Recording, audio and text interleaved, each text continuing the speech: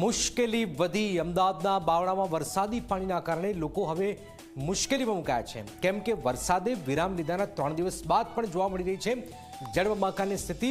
લોકોના ઘરોમાં વરસાદી પાણી સાથે હવે ગટરના ગંદા પાણી પણ ઘૂસી રહ્યા છે, ત્યારે લોકોને પારાવાર મુશ્કેલીનો સામનો પણ કરવો પડી રહ્યો છે। શું સ્થિતિ છે, આવું જોઈએ, જાણીએ, સમજીએ।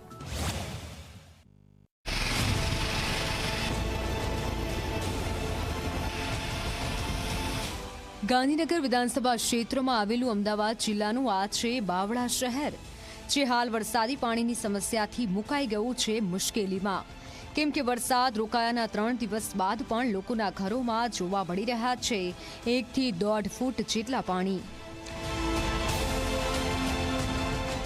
બાવળામાં ભારે વરસાદ બાદ જે પાણી ભરાયેલા છે તે ખૂબ જ ગંભીર પરિસ્થિતિ સામે લાવી રહ્યા છે।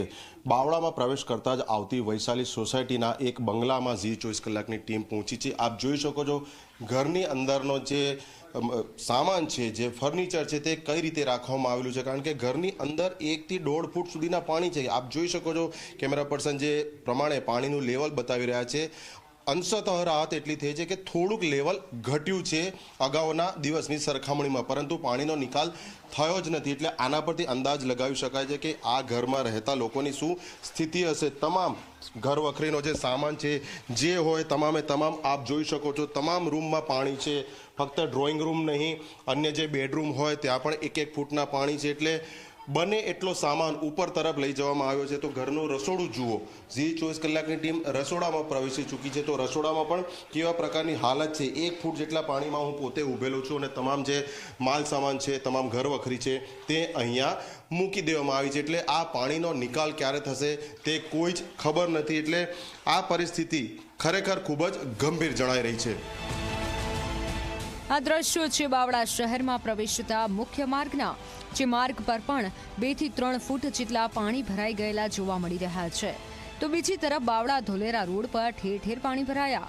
બાવળા શહેરમાં આવેલ અંડરપાસમાં 20 ફૂટ જેટલા વરસાદી પાણી ભરાયા। તો નીચાણવાળા વિસ્તારમાં આવેલા ઘરમાં વરસાદી પાણી ભરાઈ જતા બાળકો અને વૃદ્ધોની સ્થિતિ કફોડી બની। આ બળિયાદેવ વિસ્તારની અંદર પાણી બહુ જ ભરાય છે એમ, કેમ કે આનો કોઈ એટલે કોઈ રસ્તો જ નથી। પાણી ક્યાંયથી ક્યાંય આવે છે, ક્યાં જાય છે, અને આ લોકો એટલા વર્ષોથી પાણીનું સહન કરે છે, પણ ઓછામાં ઓછા લગભગ 2 વર્ષથી તો એટલું પાણી તે લોકોને ખાવાના અનાજ બગડી જાય છે, લાઇટ હોતી નથી, સંડાસ નહીં, બાથરૂમ, પીવાના પાણી, બધાય મજૂરિયા માણસો છે સાહેબ, અને ઘરમાં બહુ જ તકલીફ, અનાજ બધાના બગડી ગયા, કોઈના ફ્રીજ મજૂરી કરીને વસાયા હોય એ, પછી ઘઉં, ચોખા, અનાજ, પછી નાના નાના બાળકો છે, ગઢા માવતર છે, એ લોકોને બધાએ જે તે કોઈ ખાટલામાં બેસાડી ખવડાવે છે, કોઈ જે એકાબીજી આડોશી પાડોશી થોડી મદદ કરે છે। આવું બધું અત્યારે ચાલી રહ્યું છે। વરસાદના પાણીની સાથે ગટરના પાણી ભરાઈ જતા લોકોને પારાવાર મુશ્કેલીનો સામનો કરવો પડી રહ્યો છે। વૈશાલી સોસાયટીમાં ઘૂંટણસમા પાણી ભરાઈ જતા લોકોને દૂધ અને જીવન જરૂરી ચીજ વસ્તુ લેવા માટે પણ મુશ્કેલી પડી રહી છે। તો ઘર બહાર પાર્ક કરેલા વાહનો પણ પાણીમાં ડૂબી ગયા છે। ગામના મુખ્ય માર્ગો પર ઢીચણસમા પાણી ભરાયેલા છે। કેટલાક વિસ્તારોમાં ઘરોમાં પાણી ઘૂસી ગયા છે। વરસાદી પાણી સાથે ગટરના ગંદા પાણી ભળવાથી સ્થાનિકોને રોગચાળો ફેલાવાનો ભય સતાવી રહ્યો છે। આ ઉપરાંત ઝેરી જીવજંતુઓનો પણ ભય સતાવી રહ્યો છે, ત્યારે તંત્ર તાત્કાલિક ધોરણે પાણીનો નિકાલ કરે તે જરૂરી છે।